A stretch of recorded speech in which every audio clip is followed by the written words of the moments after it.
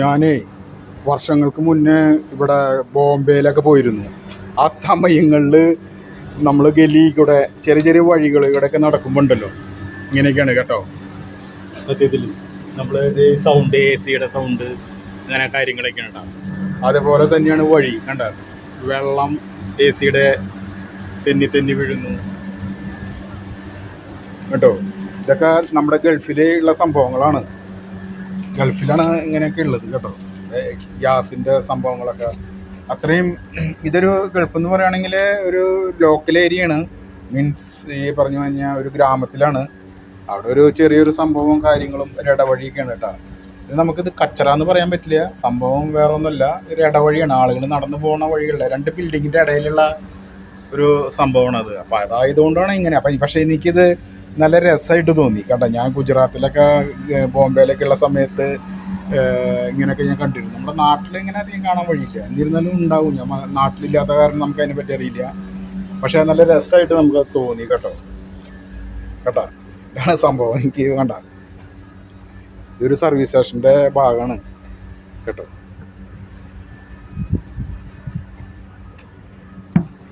ഇവിടെ ഈ കുറച്ച് ഈ ടയറിൻ്റെ ഒരു കടയുണ്ട്. ഇവിടെ നല്ലൊരു ടയർ റിപ്പയറിങ്ങിൻ്റെ കടയുണ്ട്. ബാർബർ ഷാപ്പുണ്ട്. ഇവിടെ ഒരു സർവീസ് സ്റ്റേഷൻ ഉണ്ട്. വണ്ടിയൊക്കെ ക്ലീൻ ചെയ്യുന്നതിൻ്റെ കാര്യങ്ങളൊക്കെയാണ്. നല്ല രീതിയിൽ വണ്ടിയൊക്കെ ക്ലീൻ ചെയ്യുന്നുണ്ട്. അങ്ങനത്തെ ഏരിയയാണ് ഇവിടെയൊക്കെ കേട്ടോ. ഇത് കണ്ടോ, ടയറുകൾ, മറ്റേ വലിയ വലിയ ട്രെയിലറിൻ്റെ ടയറുകളും സംഭവങ്ങളൊക്കെ ഇവിടെ ചേഞ്ച് ചെയ്യണതിൻ്റെ കടയാണ് കേട്ടോ. വലിയ ടയറിൻ്റെ ഒക്കെ കട, വലിയ ടയറിൻ്റെ ഒരു പഞ്ചർ ഷോപ്പാണത്. ട്രെയിലർ വണ്ടി, മറ്റുള്ള വണ്ടികളുടെയൊക്കെ ഒരു ഷോപ്പാണ് കേട്ടോ, പഞ്ചർ ഷോപ്പാണത്. സെറ്റപ്പാണ്, കാര്യങ്ങളൊക്കെയാണ് ഇവിടെ ഉണ്ട്. മനസ്സിലായോ? ആ രീതിയിലുള്ള സൗകര്യങ്ങളും കാര്യങ്ങളൊക്കെ ഇവിടെ ഉണ്ട്. അങ്ങനത്തെ ഒരു ഏരിയയാണ്, ലോക്കൽ ഏരിയയാണ് ഇത് കേട്ടോ. ഇതൊരു ഗ്രാമമാണ് കേട്ടോ, ഒരു ചെറിയൊരു ഗ്രാമം. നമ്മുടെ ഒക്കെ വില്ലേജ് എന്നൊക്കെ പറയാം, പഞ്ചായത്ത് എന്നൊക്കെ പറയുന്ന രീതിയിലുള്ള സ്ഥലങ്ങളാണ് കേട്ടോ. ഇതിവിടെ ഒരു പോലീസ് സ്റ്റേഷനുണ്ട്, അങ്ങ് കൊടി കാണുന്നത്. ഇതെന്ന് പറഞ്ഞൊരു ഹെൽത്ത് സെൻ്ററാണ്, ചെറിയൊരു ഹെൽത്ത് സെൻ്റർ. വലിയ ബെഡൊന്നുമില്ല, അത്യാവശ്യം ട്രീറ്റ്മെൻറ്റ് മാത്രമേ ഉള്ളൂ. മലകൾ അങ്ങനെ അതിൻ്റെ ഇടയിലുള്ള ഒരു ഹൈവേ പോകുന്നുണ്ട് ദുബായിലേക്കും അതേപോലെ മസ്കറ്റിലേക്കും പോണ ഹൈവേ ആണ് ഈ ബിൽഡിങ്ങിൻ്റെ ബാക്കിൽ. അതിൻ്റെ അടുത്തുള്ള ഷോപ്പുകളാണ് ഈ പറഞ്ഞ കാര്യങ്ങളൊക്കെ കേട്ടോ. അപ്പോൾ ഒരു ഗ്രാമപ്രദേശമാണ്. അപ്പോൾ പിന്നെ നമ്മളത് കുറ്റം പറയാൻ പറ്റില്ല. ഗൾഫാന്ന് പറഞ്ഞിട്ട് കാര്യമൊന്നുമില്ല, ഗ്രാമം. ഇത് നമ്മുടെ നാട്ടിലെ ബസ്സിൻ്റെയും ലോറിയുടെയും ട്രക്കിൻ്റെയൊക്കെ ടയറാണ്. ടയർ പോലത്തെ ടയറുകളാണ്. ഇത് നമ്മൾ വിദേശത്താണല്ലോ, ഇന്ത്യയിലല്ല, വിദേശത്താണ്. അപ്പോൾ അവിടെയുള്ള ടയറുകളാണ് ചൈനയുടെ, അതുപോലെ ഇന്തോനേഷ്യ, അങ്ങനെയുള്ള രാജ്യങ്ങളിൽ നിന്നാണ് ഇവിടേക്ക് ടയറുകൾ കൂടുതൽ വരുന്നത്. അപ്പോൾ ഇത് റേഡിയൽ ടയറാണ്, ഇത് ട്യൂബുകളാണ്. റേഡിയൽ ടയറാണെങ്കിൽ ട്യൂബ് ഉണ്ട്, ട്യൂബിലാണ് നമ്മൾ എയർ അടിക്കുക കേട്ടോ. അപ്പോൾ ഇത് 12x20 നോക്കുകയാണ്. അതിന് പല റേറ്റുകൾ എഴുതിയിട്ടുള്ളത്. നമ്മുടെ അവിടെ ഉണ്ട് 12,000 ടയറൊക്കെ ഉണ്ട്, 11,000 12,000 ടയറൊക്കെ ഉണ്ട്. അതുപോലെ തന്നെ ഇവിടെയുണ്ട് ഈ ടയറുകളൊക്കെ. ഇതിനൊക്കെ വിലയൊക്കെ എന്ന് പറഞ്ഞു കഴിഞ്ഞാൽ ഇവിടുത്തെ ഒമാൻ റിയാൽ എന്ന് പറഞ്ഞാൽ 110 120, അങ്ങനെ റിയാലിൻ്റെ 150 140 റിയാലിൻ്റെ അടുത്തൊക്കെ വരും നല്ല നല്ല ടയറിന്. അതും നല്ല കമ്പനിയുടെ നല്ല ക്വാളിറ്റിയുള്ള ടയറിനൊക്കെ നല്ല വില വരും. അതേപോലെ തന്നെ ഇവിടെ വില കുറവുള്ള ടയറുകളും ഉണ്ട്. നിങ്ങൾ ഉദ്ദേശിക്കുന്നത് ഗൾഫാണ് അല്ലെങ്കിൽ വിദേശ രാജ്യമാണ്, അവിടെയൊക്കെ വില കുറവുകൾ ഉണ്ടാവില്ല എന്നൊക്കെ ഉണ്ട്. പക്ഷേ ഇതൊക്കെ അപ്രൂവ്ഡ് ആയിട്ടുള്ള ടയറുകളാണ്. ഇവിടെയൊക്കെ ഗവൺമെൻറ് അതിന് അപ്രൂവ് കൊടുത്തിട്ടുണ്ട്. പക്ഷേ വില അതിന് കുറവുണ്ടായിരിക്കും. പല വിധത്തിലുള്ള കമ്പനികളുണ്ട്. ഒക്കെ വിദേശത്തു നിന്നാണ് ഇവിടേക്ക് ടയറുകളൊക്കെ വരുന്നത്. ഈ പറഞ്ഞ പോലെ ചൈന, ഇന്തോനേഷ്യ, ജപ്പാൻ, അങ്ങനത്തെ പല ടയറുകളും ഇവിടെ വരുന്നുണ്ട്. നല്ല നല്ല ടയറുകൾ വരുന്നുണ്ട്. അതുപോലെ നല്ല അല്ലാത്തതായ ടയറുകളും വരുന്നുണ്ട്. സാധാരണ നമ്മുടെ നാട്ടിലുള്ള പോലെ തന്നെയാണ് ഇവിടെയും ടയറുകൾ ഊരുക, അഴിക്കാനുള്ള അതിൻ്റെ സെറ്റിലൊക്കെ ചെയ്യുന്നത്. ഹാമർ, അതുപോലെ ക്ലാമ്പ് ഒക്കെ ആയിട്ടുള്ള ക്ലാമ്പ് പോലത്തെ സാധനങ്ങളൊക്കെ വെച്ചിട്ട് അതിൻ്റെ സിംഗിൾ ലോക്ക് റിങ് അടിച്ചൂരുന്ന തരത്തിലുള്ള നമ്മുടെ നാട്ടിലുള്ള അതേ രൂപത്തിലൊക്കെയാണ്. പക്ഷേ അതുമല്ലാതെ തന്നെ ഓട്ടോമാറ്റിക്കുള്ള രീതിയിലും ഉണ്ട്. ഓട്ടോമാറ്റിക് മെഷീൻ വെച്ചിട്ട് ചെയ്യുന്ന രീതിയിലുള്ള ടയർ ഓപ്പണിങ് ഷോപ്പുകളൊക്കെ ഉണ്ട് ഇവിടെ. ഇവിടെ ഒരു ടയർ ചേഞ്ച് ചെയ്യണതിന് എന്ന് പറഞ്ഞു കഴിഞ്ഞാൽ നമ്മുടെ വണ്ടിയിൽ നിന്നും അല്ലെങ്കിൽ ട്രക്ക്, ബസ് എന്നിവ വാഹനങ്ങളിൽ നിന്ന് നമ്മൾ ഇത്രയും വലിയ ടയറുകൾ ഊരിയെടുക്കണതിന്, അതും നിറച്ച് കൊടുക്കണതിന് 3 റിയാലാണ്. പഞ്ചർ ചെയ്യുകയാണെങ്കിലും 3 റിയാലിൻ്റെ അടുത്ത് വരും. അപ്പോൾ ഇത് സിംഗിൾ ലോക്ക് റിങ്ങാണ്. ഇത് നമ്മുടെ നാട്ടിലൊക്കെ ഉണ്ട്. പക്ഷേ ഞാനൊക്കെ എൻ്റെയൊക്കെ ചെറുപ്പത്തിലേക്കെന്ന് പറഞ്ഞാൽ ഇത് നമ്മുടെ മസ്ത, സ്വരാജ് മസ്ത, അതുപോലെ 1210 മറ്റേ ടാറ്റയുടെ 407 എന്നൊക്കെ പറഞ്ഞ ടയറുകളൊക്കെ ആയിരുന്നു അന്ന് കമ്പനി ഈ രീതിയിലുള്ള സിംഗിൾ ലോക്ക് റിങ് ഇറക്കിയിരുന്നത്. ആദ്യകാലങ്ങളിലൊക്കെ എന്ന് പറഞ്ഞു കഴിഞ്ഞാൽ ലോക്കില്ലാത്ത ഡിസ്ക്കായിരുന്നു. ടയറൊക്കെ നമ്മൾ വലിച്ചിടണം. അതുപോലെ തന്നെ ലോറിക്കായാലും ബസ്സിനായാലും എല്ലാത്തിനായാലും 920 1020 ടയറുകളൊക്കെ ആയാലും ഡബിൾ ലോക്ക് റിങ്ങാണ് വന്നിരുന്നത്. ഇപ്പോൾ നാട്ടിലത്തെ പറ്റി എനിക്ക് വലിയ കാര്യമായിട്ട് അറിയില്ല. എന്നിരുന്നാലും ഇപ്പോഴൊക്കെ ഇറങ്ങിയിട്ടുണ്ടെന്ന് തോന്നുന്നുണ്ട്. മറ്റേ വലിയ ട്രെയിലർ വണ്ടികളുടെ ടയറൊക്കെ സിംഗിൾ ലോക്ക് തന്നെയാണെന്ന് തോന്നുന്നുണ്ട്. പക്ഷേ ഇത് ഡബിൾ ലോക്ക് ഇവിടെ വരുന്നുണ്ട്. നല്ല ഇതായിട്ടുള്ളത് ടയറുകളും വരുന്നുണ്ട്. ഇതൊക്കെ എന്ന് പറഞ്ഞാൽ നല്ല അധ്വാനമുള്ള പണിയാണ് കേട്ടോ. നമ്മൾ ഉദ്ദേശിക്കുന്നത് നാട്ടിലായാലും വിദേശത്തായാലും എവിടെയായാലും എല്ലാ സ്ഥലത്തായാലും നല്ല അധ്വാനമുള്ള പണിയാണ് ഈ ടയറിൻ്റെ പരിപാടി എന്നൊക്കെ പറയണത്. പക്ഷേ എൻ്റെ ഒരു അഭിപ്രായത്തിലെന്ന് പറയുകയാണെങ്കിൽ ഇത് ഈ ജോലി പഠിച്ചു കഴിഞ്ഞാൽ ഒരു ഗുണം എന്താണെന്ന് വെച്ച് കഴിഞ്ഞാൽ നമുക്ക് അത്യാവശ്യം കുറച്ച് പൈസ ഉണ്ടെങ്കിൽ ഈ ഷോപ്പ് നമുക്ക് ഇടാനൊക്കെ ആയിട്ട് പറ്റും. വലിയ പൈസ ചിലവില്ലാത്ത രീതിയിലൊക്കെ. പക്ഷേ വർക്ക് കിട്ടുന്ന ഒരു സ്ഥലമായിരിക്കണം. നമ്മൾ ചെയ്യുന്ന പെരുമാറ്റവും വർക്കിൻ്റെ ഒക്കെ ഡിപ്പെൻഡ് ചെയ്തിട്ട് നമുക്ക് കാലക്രമേണ നമുക്ക് നല്ല രീതിയിലുള്ള പൈസ അവിടെ കിട്ടുന്നതായിരിക്കും. ഇതെന്ന് പറഞ്ഞാൽ ഈ കാണുന്നത് നമ്മൾ ഗൾഫിൽ വിദേശത്തെ ഒരു ടയർ കടയാണെന്ന് ഞാൻ പറഞ്ഞല്ലോ. ഇത് ചെയ്യുന്നത് പാകിസ്ഥാനികളാണ് ഇവിടെ ചെയ്യുന്നത്. മലയാളികളുടെ കടകളുണ്ട്. മസ്കറ്റിനുള്ളിലൊക്കെ ഈ കടകളൊക്കെ ഉണ്ട്. ദാല എന്നൊക്കെ പറഞ്ഞ സ്ഥലങ്ങളൊക്കെ ഉണ്ട്. അതുപോലെ ബർക്ക സ്ഥലങ്ങളിലൊക്കെ ഉണ്ട്. ഇത് ഈ വെള്ളത്തിൻ്റെ ഒരു ടാങ്കറാണ് ഇത്. ഈ ടാങ്കറിൻ്റെ ടയറാണ് ഇപ്പോൾ ഇത് അഴിച്ചുകൊണ്ടിരിക്കുന്നത്. ഇപ്പോൾ ഇത് അഴിക്കാനൊക്കെ ആയിട്ട് കംപ്രസർ വെച്ചിട്ടുള്ള മറ്റേ അഴിക്കുന്ന അതിൻ്റേതായ സാങ്കേതിക വിദ്യയോട് കൂടിയുള്ള സംഭവങ്ങളാണ്. അല്ലാതെ വേണ്ടത് കിടക്കുന്ന സാധനം ഇത് എയർ പ്രഷറിലാണ് ഇതിൻ്റെയൊക്കെ നെട്ടും ബോൾട്ടൊക്കെ ഊരുന്നത്. ഈ ലോറിയുടെ ആയാലും ട്രക്കിൻ്റെ ഈ ബസ്സിൻ്റെയൊക്കെ ആയാലും കാറിൻ്റെ ആയാലും എന്തില്ല നമ്മുടെ നാട്ടിലുണ്ട് ആ സിസ്റ്റമൊക്കെ ഉണ്ട്. പക്ഷേ ഇത് ഹൈ ക്വാളിറ്റി പ്രഷറുള്ള നല്ല കംപ്രസർ, നല്ല 250-300 ബാർ പ്രഷറുള്ള കംപ്രസർ ഉണ്ടെങ്കിൽ നല്ല പെട്ടെന്ന് ഇതൊക്കെ നെട്ടൊക്കെ ഊരിയെടുക്കാൻ പറ്റും. അതാണ് ഇവിടുത്തെ നമ്മുടെ നാട്ടിലുണ്ട്. പക്ഷേ ഇപ്പോൾ പുതിയ ഈ രീതിയിൽ പഴയ കാലത്തൊക്കെ എന്ന് പറഞ്ഞാൽ നമ്മൾ ബസ്സൊക്കെ അവിടെ എവിടെയെങ്കിലും ചാല് മുടങ്ങി അല്ലെങ്കിൽ ലോറിയൊക്കെ കംപ്ലീറ്റ് ടയർ പഞ്ചറായി കഴിഞ്ഞാൽ അതിൻ്റെ ലിവർ സ്പാൻഡറൊക്കെ എടുത്ത് ചവിട്ടി മെനച്ച് 2-3 ആൾ നിന്ന് ചവിട്ടിയാലൊക്കെയാണ് അതിൻ്റെ നെട്ടൊക്കെ അഴിക്കാൻ പറ്റുള്ളൂ. പക്ഷെ അത് കാലൊക്കെ മാറി വർഷങ്ങളായിട്ടുണ്ട്. പക്ഷെ ഞാനിപ്പോഴാണ് അത് കാണണത്. ഇവിടെയൊക്കെ നമുക്കങ്ങനെ ഒരു വീഡിയോ ചെയ്യാൻ പറ്റണത് ഈ സമയത്താണ്. ഇതിന് മുന്നേ എനിക്ക് ചെയ്യാൻ പറ്റിയിട്ടില്ല. അപ്പോൾ അതാണ് അതിൻ്റെ കാര്യങ്ങൾ കേട്ടോ. അപ്പോൾ ഇത് പുതിയ ടയർ അയാൾ ആ പഴയ ടയറൊക്കെ നല്ല രീതിയിൽ അതൊന്ന് ഡിസ്കിൻ്റെ മുകളിൽ നിന്നൊക്കെ പിടിച്ചിട്ടു. നല്ല വെയിറ്റ് ഉണ്ട് കേട്ടോ ആ ഡിസ്കിന്. നല്ല വെയിറ്റ് ഉണ്ട്. ഞാൻ പിടിച്ച് നോക്കി. ഇപ്പോഴത്തെ ഡിസ്കൊക്കെ അടിപൊളി ഡിസ്ക്കാണ് വരണത്. അപ്പോൾ അയാൾ അതിനുള്ളിൽ പ്ലാപ്പ് ഉണ്ട്. ലങ്കൂട്ടി എന്നൊക്കെ പറയും നമ്മുടെ നാട്ടിലെ. ലങ്കൂട്ടി എന്ന് പറയണത് നമ്മൾ മനുഷ്യന്മാർ ഇടാറുണ്ട് പഴയ കാലത്ത്. അതിൻ്റെ ഒരു പ്ലാപ്പ് അതാണ് വരണത് റബ്ബറിൻ്റെ. അപ്പോൾ അതുമ്മ ഇപ്പം നെക്കിൻ്റെ അവിടെ കണ്ടോ, അതിൻ്റെ വാൽവിൻ്റെ അവിടെ അതിൻ്റെ സപ്പോർട്ട് വരുന്നുണ്ട്. നമ്മുടെ നാട്ടിലിപ്പോൾ ഉണ്ടോയെന്ന് അറിയില്ല. പക്ഷേ ഇവിടെയൊക്കെ അതിൻ്റെ സപ്പോർട്ട് ഇറങ്ങിയിട്ടുണ്ട് കേട്ടോ. ഒരു പിത്തളയുടെ അല്ലെങ്കിൽ ബ്രാസിൻ്റെ അല്ലെങ്കിൽ അലുമിനിയത്തിൻ്റെ ഒരു ഷീറ്റ് അവിടെ വരുന്നുണ്ട്. അപ്പോൾ അതുണ്ടാകുമ്പോൾ എന്താ വെച്ചാൽ ഈ ഡിസ്കിൻ്റെ അവിടെ ഒരു തുളയുണ്ട് ഇത് ഇടാനായിട്ട്. അവിടെ ഇത് എയർ അടിച്ച് പ്രഷർ കൂടുമ്പോൾ അതനുസരിച്ച് അത് ബൾജ് ചെയ്ത് പുറത്തേക്ക് വരില്ല. നെക്ക് പൊട്ടാനുള്ള സാധ്യത കുറവാണ് ഈ ഷീറ്റ് ഉണ്ടാവുമ്പോൾ. അതൊരു വലിയൊരു ഉപകാരമാണ്. നമ്മുടെ നാട്ടിലൊക്കെ ഉണ്ട്. നമ്മുടെ നാട്ടിലൊക്കെ പഴയ കാലത്ത് അതിൻ്റെ എന്തെങ്കിലും ഒരു ടയറിൻ്റെ എന്തെങ്കിലും പീസോ അല്ലെങ്കിൽ എന്തെങ്കിലും ഫ്ലാപ്പിൻ്റെ തന്നെ ഒരു എക്സ്ട്രാ പീസൊക്കെ വയ്ക്കാറ്. നമ്മൾ മറ്റുള്ള കാര്യങ്ങളൊന്നും അവിടെ ചെയ്യാറില്ല. അപ്പോൾ അതിൽ ആൾ ട്യൂബ് ഇട്ടിട്ട് കുറച്ച് എയർ അടിച്ചിട്ടാണ് ഈ ഫ്ലാപ്പ് ഇട്ടിട്ടുള്ളത്. മനസ്സിലായോ? കാരണം എന്ന് വെച്ചാൽ അതിൻ്റെ ഉള്ളിൽ മടക്കൊന്നും വരാണ്ടിരിക്കും. ട്യൂബൊക്കെ കറക്റ്റ് ഇരിക്കാനും ഫ്ലാപ്പ് കറക്റ്റായിട്ട് ലോഡാവാൻ വേണ്ടിയിട്ടും മാത്രമാണ് അതിൻ്റെ ഉള്ളിൽ എയർ അടിച്ചിട്ടുള്ളത്. ആ എയർ അയാൾ കുറച്ച് കഴിഞ്ഞ് കഴിഞ്ഞാൽ നമ്മളത് ഡിസ്കിൻ്റെ മുകളിൽ ഇട്ടതിന് ശേഷം അത് കറക്റ്റായിട്ട് എയർ കളയണം. എന്നാലാണ് അത് കറക്റ്റായിട്ട് ആ റിങ്ങിൻ്റെ മുകളിൽ വീണിട്ട് ഡിസ്കിൻ്റെ മുകളിൽ വീണിട്ട് റിങ് നമുക്ക് ചവിട്ടി കൂട്ടി അല്ലെങ്കിൽ അടിച്ച് കയറ്റി അതിൻ്റെ ഉള്ളിൽ ഫിക്സ് ചെയ്യാനായിട്ട് പറ്റുള്ളൂ. അപ്പോൾ ഇത് വോയിസാണ് ഇടുന്നത് കേട്ടോ. അവിടെ നിന്നിട്ട് ഭയങ്കര കാറ്റായിരുന്നു. അപ്പോൾ ഞാൻ സെപ്പറേറ്റ് ഇതിന് വോയിസ് ഇടുകയാണ്. അല്ലാണ്ട് ആ സമയത്ത് വീഡിയോ ചെയ്യുന്നതല്ല, വീഡിയോയിൽ നമ്മൾ പറയണതല്ല. ഇത് അവിടെ നമുക്കങ്ങനെ ചെയ്യാൻ പറ്റില്ല. ഭയങ്കര കാറ്റും സൗണ്ടും കാര്യങ്ങളൊക്കെ ആയിരുന്നു. നമുക്കത് ചെയ്യാൻ പറ്റാതെ തന്നെ ഒരു അസ്വസ്ഥത ഉണ്ടായിരുന്നു. അതിന് സെപ്പറേറ്റായിട്ട് ഞാൻ ചെയ്യണതാണ് കേട്ടോ. അതങ്ങനെ. അപ്പോൾ അതാണ് ഞാൻ നിങ്ങളോട് പറഞ്ഞു തരണമെന്ന്. അങ്ങനെ ആ ലോക്ക് നമ്മൾ ഒരു കാലുകൊണ്ട് ചവിട്ടി പിടിച്ചിട്ട് ഒരു തല നമ്മൾ അടിച്ച് കയറണം. അതിനൊരു പ്രാക്ടീസ് തന്നെ വേണം കേട്ടോ. സാധാരണ ഒരാൾക്ക് പെട്ടെന്ന് ചെയ്യാൻ പറ്റില്ല. സാധാരണ ഇത് ചവിട്ടിയില്ലെങ്കിലും ലിവർ സപ്പോർട്ട് ചെയ്ത് നമുക്ക് അമർത്തി പിടിച്ചിട്ട് അങ്ങനെയും അടിച്ച് കയറ്റാം. പല രീതിയിലും പല ആൾക്കാരും പല രീതിയിലാണ് ഇത് ചെയ്യണത്. മനസ്സിലായത്. നമുക്ക് ഓരോ പണിക്കാർക്കും ഇപ്പോൾ ഏതൊരു പണിക്കാരനായാലും ഇപ്പോൾ നമ്മൾ സിനിമ നടനായാലും അല്ലെങ്കിൽ കാർപ്പൻ്ററിൻ്റെ എന്തെങ്കിലുമൊക്കെ വർക്ക് ചെയ്യുന്ന ആൾക്കാരാണെങ്കിലും എല്ലാവർക്കും വർക്ക് അറിയാം. പക്ഷേ ഓരോരുത്തരും ചെയ്യുന്ന രീതി അതിൻ്റേത് വ്യത്യാസം ഉണ്ടാവുമെന്ന് മാത്രമേ ഉള്ളൂ കേട്ടോ.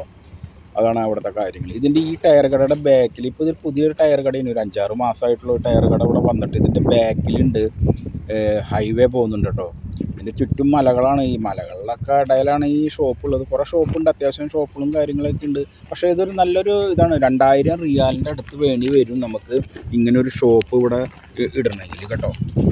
അതാണ് ഏറ്റവും വലിയൊരു രസകരമായിട്ടുള്ള കാര്യം. 2000 റിയാലിൻ്റെ അടുത്ത് വരും ഇങ്ങനെ ഒരു ഷോപ്പ് ഇവിടെ ഇടണമെങ്കിൽ. ഈ ഷോപ്പ് ഇട്ട് കഴിഞ്ഞാൽ അതിൻ്റെ പണിക്കൂലി, അതിൻ്റെ മറ്റേ കാര്യങ്ങൾ, ലൈസൻസ്, ആ ബോർഡ് വയ്ക്കണമെങ്കിൽ അവിടെ ഒരു ടയറിൻ്റെ ഷോപ്പ് എന്ന് പറഞ്ഞിട്ട് ലൈസൻസ് കിട്ടണമെങ്കിൽ 100 റിയാലാണ് ഇവിടുത്തെ വരണം. ഒമാൻ്റെ 100 റിയാലിൻ്റെ അടുത്ത് വരും, മനസ്സിലായോ? അങ്ങനെയൊക്കെയാണ് ഇവിടുത്തെ കാര്യങ്ങൾ. ശമ്പളം ഒരു പണിക്കാരന് ഒരു 150 റിയാൽ. പല ആൾക്കാരും പല രീതിയിലാണ് കിടക്കുന്നത്. ചിലവൊക്കെ കമ്പനിയുടെയാണ്, അല്ലെങ്കിൽ ആ കടയുടെ ഉടമസ്ഥൻ്റെയാണ് ഭക്ഷണം കാര്യങ്ങളൊക്കെ. പക്ഷേ 100 റിയാൽ 150 റിയാൽ ബേസിക് ഉണ്ടെന്ന് പറയുന്നുണ്ട് അയാൾ. ഞാൻ ചോദിച്ചപ്പോൾ അയാൾ അങ്ങനെയാണ് പറഞ്ഞത്. അതൊക്കെയാണ് ഇവിടുത്തെ കാര്യങ്ങൾ കേട്ടോ. പിന്നെയെന്ന് പറയുകയാണെങ്കിൽ പിന്നെ ഇതൊരു അധ്വാനമുള്ള പണിയാണ്, വെയിലത്തൊന്ന് പണിയണം. ചില കടകളൊക്കെ, വലിയ വലിയ കടകൾ, വേറെ കടകളിലൊക്കെ ഷീറ്റൊക്കെ ഇട്ടിട്ട് അതിൻ്റെ ഇതിലൊക്കെ പണിയാം. പക്ഷേ എ സിയിലിരുന്ന് എ സി കൊണ്ടോ ഫാൻ്റെ കാറ്റ് കൊണ്ടോ ചെയ്യാൻ പറ്റുന്ന പണിയല്ല ഇത്. വേറൊരു കാര്യം എന്ന് പറയുകയാണെങ്കിൽ ഇത് സത്യത്തിൽ നല്ലൊരു നമുക്ക് അധികം മുതൽ മുടക്കില്ല, അല്ലെങ്കിൽ കൂടുതൽ പൈസ ഇല്ലാണ്ട് അധ്വാനിച്ച് കാശുണ്ടാക്കുന്ന ഒരു പണിയാണ്. ഒരു ചെറിയ ഷോപ്പ്, ഒരു കംപ്രസർ നമ്മൾ ഒരു 300 റിയാലിനെങ്കിൽ 350 റിയാലിന് ഒരു കംപ്രസർ, നല്ലൊരു കംപ്രസർ മേടിച്ചിട്ട് പിന്നെ അതിൻ്റെ ജാക്കി, ലിവർ, അങ്ങനത്തെ കുറച്ച് സാധനങ്ങൾ, നട്ട്, ബോൾട്ട്, സ്പാനർ കാര്യങ്ങളൊക്കെ ഉണ്ടെങ്കിൽ നമുക്ക് ഇതിൻ്റെ പണി തുടങ്ങാൻ പറ്റും കേട്ടോ. നല്ല വരുമാനമാണ്, അത് അധ്വാനിക്കണമെന്ന് മാത്രം. വരുമാനം നല്ല രീതിയിൽ കിട്ടുന്ന ഒരു സംഭവമായതുകൊണ്ട് നമുക്ക് കുറച്ച് അധ്വാനിച്ച് കഴിഞ്ഞാലും കുഴപ്പമൊന്നുമില്ല കേട്ടോ. അതാണ് അതിൻ്റെ കണ്ടീഷൻ. പക്ഷേ നമുക്ക് എന്ന് വെച്ചാൽ ഇതൊരുവിധം പ്രായം കഴിഞ്ഞിട്ടൊന്നും അധ്വാനിക്കാൻ പറ്റില്ല. നല്ല വെയിറ്റും കാര്യങ്ങളൊക്കെ ഉണ്ട്, ടയർ എടുത്ത് പൊന്തിക്കണം, ഹാമർ എടുത്ത് അടിക്കണം, അങ്ങനത്തെ കുറേ സംഭവങ്ങളും കാര്യങ്ങളൊക്കെ ഉള്ള കാരണം ഇതൊരു വലിയൊരു പ്രശ്നമാണ് കേട്ടോ.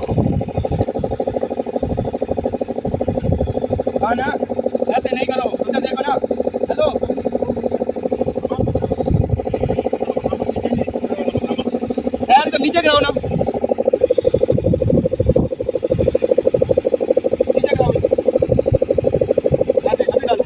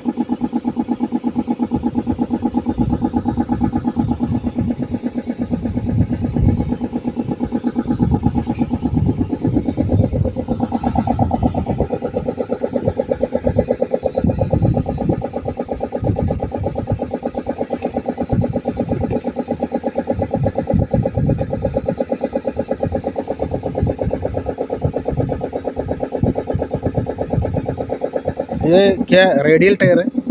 हाँ ये कितना पड़ता है इसमें हवा? 120। 120। ये फ्रंट साइड में 120। फ्रंट में 110, बैक साइड में 130। 120, हाँ अपना उधर का जैसा ही है।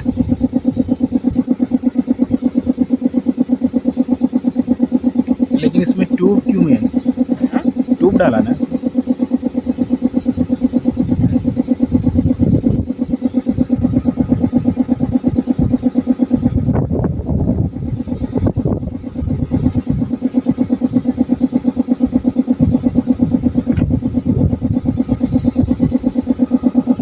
पानी शानी पियो, ठहर के डाल दा उसमें। हाँ इतना जल्दी किधर जाएगा? थोड़ा आराम।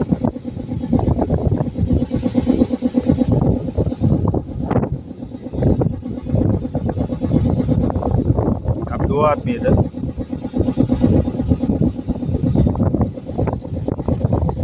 वो अटक मटक नहीं लगेगा तो काम नहीं चलेगा।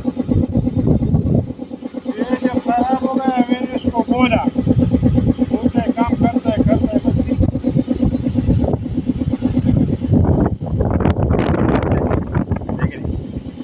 काम आगे नहीं जाएगा।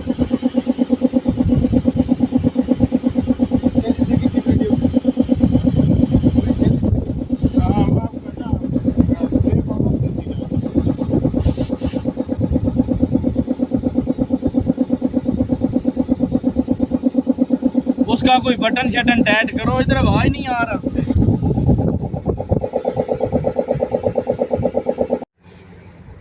ഈ ടയറാണ് ഇത്രയും വലിയ ടയർ ഉണ്ടല്ലോ, ഇത് തേഞ്ഞ് കഴിഞ്ഞ് കഴിഞ്ഞാൽ ഈ രീതിയിലായിട്ട് കണ്ടോ, കമ്പികൾ കണ്ടോ, ഇത് കണ്ടോ കമ്പികൾ, ഈ രീതിയിലുള്ള കമ്പികളാണ് നമ്മുടെ കയ്യിൽ, നമ്മുടെ പൈപ്പിൽ കൊള്ളുമ്പോൾ അറിയാം, മനസ്സിലായോ? ഈ രീതിയിലുള്ള കമ്പികളാണ് ഈ ടയറിനുള്ളത്. ഇത് തേഞ്ഞ് കഴിഞ്ഞ റബ്ബർ, ഈ റബ്ബർ തേഞ്ഞാൽ പിന്നെ ഉണ്ടാവുന്നത് ഈ കമ്പിയാണ്, സ്റ്റീലിൻ്റെ.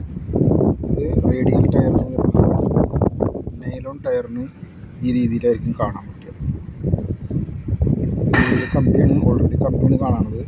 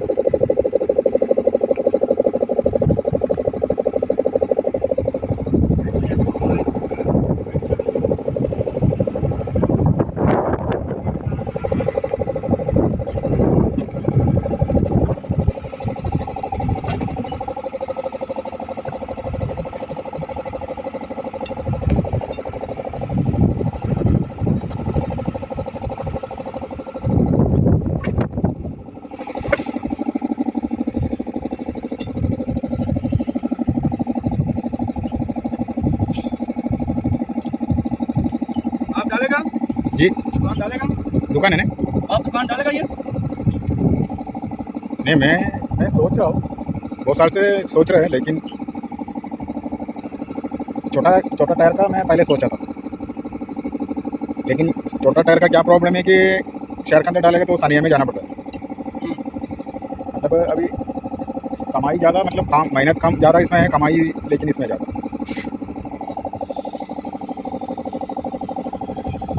ये इधर महाता जाने का उधर एक टायर की दुकान है।